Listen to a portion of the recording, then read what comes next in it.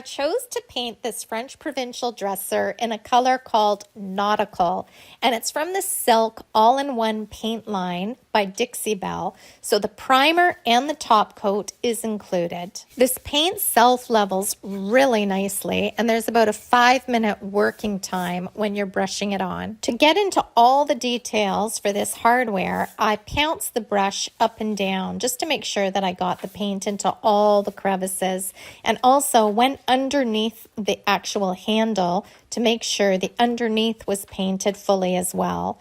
I suggest using a good quality paintbrush to do this, because if you're going to use a cheapo brush, with the pouncing, it's not going to hold up very well. With a good quality paintbrush, you're going to have no issues whatsoever. So you just pounce to get the paint into all the crevices, and then you'll smooth the paint out by brushing back and forth afterwards. I have to say, painting with this nautical blue was so much fun. It's such a beautiful color to work with.